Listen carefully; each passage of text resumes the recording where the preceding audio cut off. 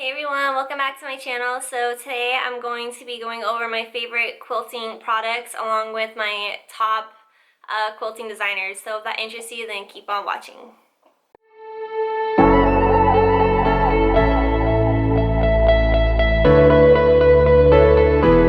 Alright, if you guys hear some noise in the background, that's Morton. He's chewing his bone and Peanut is just staring at him. She likes to swoop in and steal it from him, but alright, anyways.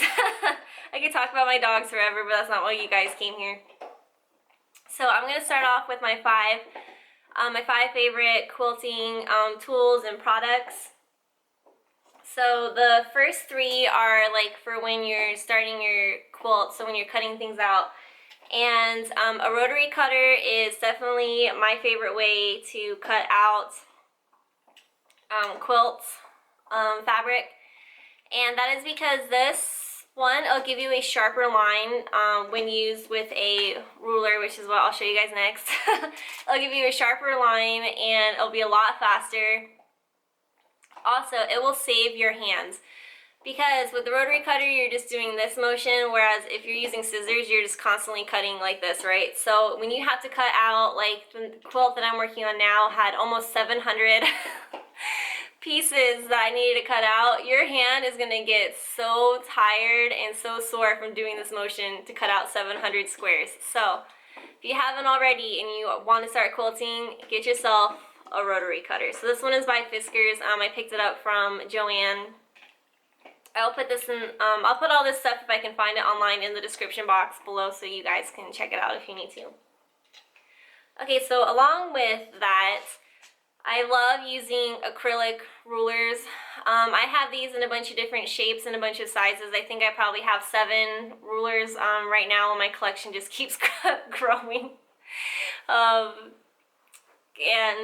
have a nice place to put them so my husband can't get mad that I'm leaving them all over the house like I do with my fabric. But anyways, that's a topic for like a whole different video. But yeah, so acrylic rulers, these are great because, like I said, you can use them in conjunction with your rotary cutter and it'll give you a nice sharp line. However, my favorite ruler that I love is this bad Mama Jamma ruler. It's 72 inches long. And I found this at Home Depot, which is a hardware store here in the United States. It's 12 bucks. Love this thing because it is perfect for when I'm cutting out with the fabric strips. So, you know, this is not going to go across, you know, meet from end to end from a width of fabric, even if you fold it in half. But this baby, this baby will. And I use this when like I said, when I cut out with the fabric, and I have like a huge self-healing mat. I think it's like 96 inches long. So, yep, love this stuff. Love this ruler. My dog's not so much because it makes noise because it's metal, but I love it. So, self-healing mats. So I have 2 of them. I have that really long one that I keep upstairs. That's 96 inches long and then I use this on. And then I also have, when I do my paper piecing, I use this smaller one as well. You need one of these if you're going to be using a rotary cutter because you don't want to damage your table or cutting surface or the blade of your rotary cutter if you're not cutting on one of these. So, sorry. These are fantastic. They come in all different sizes. So I just keep this one down here, and I use this one mainly when I do paper piecing or sewing masks as well. I use this. Okay, so those are my 3 favorite things for starting my quilt. The next 2 I have aren't really tools, but they are like products. So Basting Starch and Basting Spray, there we go, and Spray Starch. So there is a lot of like back and forth in the quilting community on whether or not you pre-wash your fabric before cutting into it, which I found interesting because like when you're sewing a garment, that is like rule number one. Always pre-wash your fabric because you don't want it to spend all this time working on it and then it shrinks, right? Because you didn't pre-wash it. But in the quilting community, there are people that don't pre-wash, that are like, no, don't pre-wash it. There are other people that say that they do, so I think it's just kind of what your preference is. If I'm buying like yardage of fabric, I will pre-wash my fabric. But because of that, it's not as like crisp and nice to cut like it would be if you had just bought it from the store. So I use starch to, you know, when I iron it, I starch the crap out of that fabric so it's nice and stiff so I can get a nice clean cut. And then also I will like starch my blocks as well when I'm going to put them together. And my favorite starch is this Quilter Starch Savvy. I bought this from Hobby Lobby. This is the only place I can find it locally is at Hobby Lobby, but I'll look on Amazon to see if I can find it there and link it down in the description box for you guys. And the reason why I like this one so much is because it doesn't have a scent. And for real, you cannot smell this. And I say that because I was using Best Press. I used one bottle of that because that was like the #1 spray starch in the quilting community. People were like, oh, Best Press is amazing, it's the greatest, blah, blah, blah. And oh my gosh, you guys, I had such high hopes for that and I hated it. It smelled so bad. Even like the scentless version, it still had a scent to where I felt like I was just inhaling chemicals. Like I felt like I was just working in like a factory or something, that, or like a dry cleaners where they, you know, starch your stuff and it has like all those chemicals. I did not like it. But this does not have a scent and this is #1. Okay, do not get Best Press. If you guys use Best Press and that's your favorite, I'm sorry that I don't have nice things to say about it. So maybe leave stuff in the comments below. Maybe start a conversation on why you guys like it and should I have got a scented version. I don't know, but the unscented was not good. I did not like it. Hi, buddy. Okay, and then the next last thing I have to show you guys is basting spray. So I like to use this when I am sandwiching my stuff together. So you have like your, let's do it this way. So you have like your quilt top, your batting, and then your quilt back like this. So you make a nice little sandwich, right? I like to use the basting spray to kind of get it kind of tacky so I can like get it all together, and then I'll smooth it out with my hands, and then I will use my quilting safety pins to hold it together. But I do that because I don't have a real large table space to where I can like, you know, clip it on one side, pull it, smooth it, and then, or yeah, pull it, smooth it, and then clip it. I don't have that kind of space for that, so I just use this to where I can lay it on the on the carpet, or yeah, on the carpet, on the floor, I guess, basically, and then I'll just like spray it, lay it down, smooth it, and then pin it. So yeah, basting spray, this is good stuff.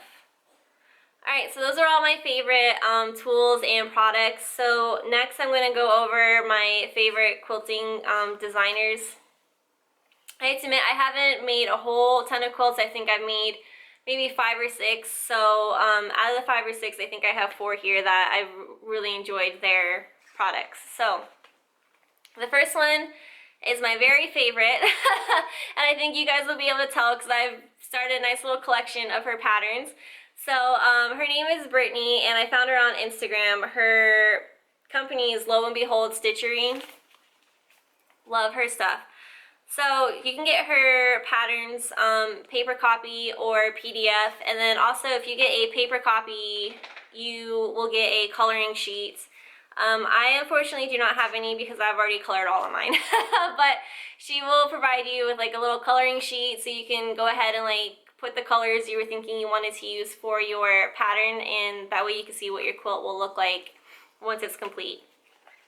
So the reason why I like her so much is, one, her patterns are like, I don't know if you would call them modern, I'm not sure, but they're all kind of like, I don't know how you would describe these, but aesthetically pleasing, I guess. I don't know, at least to me they are. So I really like them. A little bit about her. She's actually a nurse, and so like I said, I found her on Instagram when I was like looking for quilt hashtags. And so this is kind of her, side hustle. But she actually started quilting because of her grandmother, and her grandmother's name is Lo, so that's what, the Lo part of her name is. So I just thought that was cute.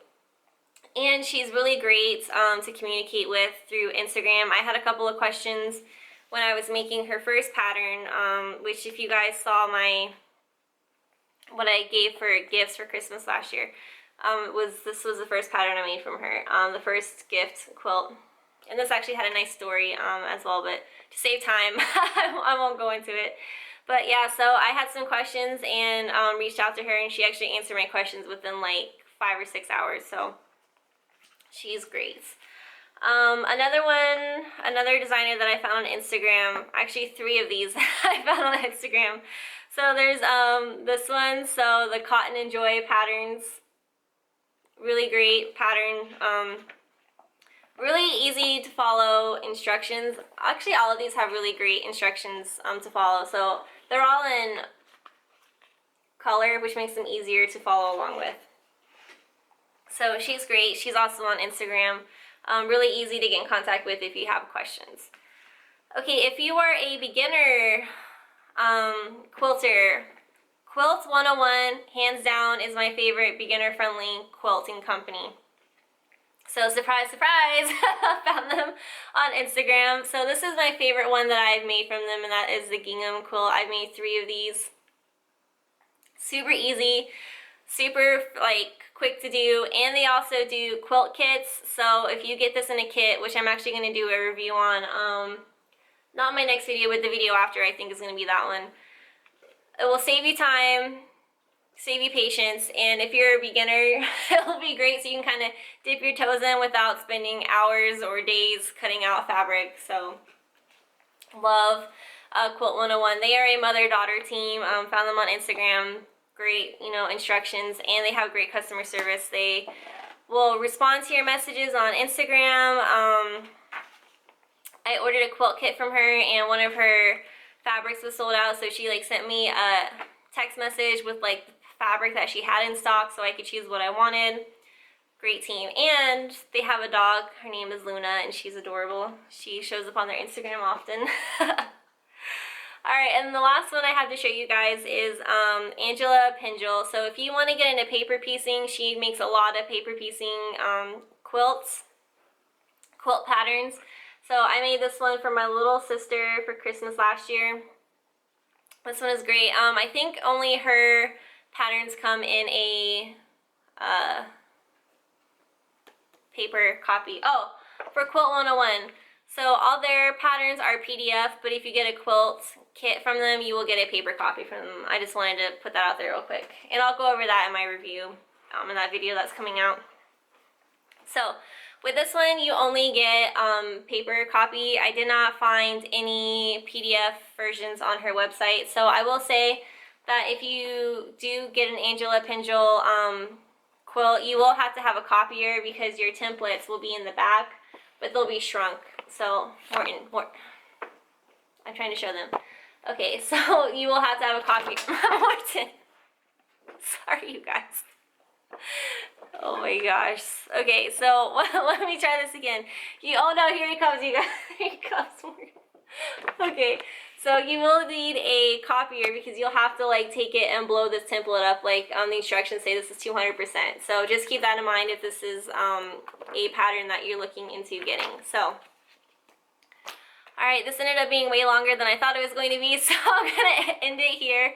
If you like this video, please give it a thumbs up. Please hit subscribe if you haven't already. And then if you are someone who quilts, go ahead and let's start a conversation in the comments. Go ahead and let me know what your favorite quilting tools are. If you have any tips and tricks, do you pre-wash your quilt fabric?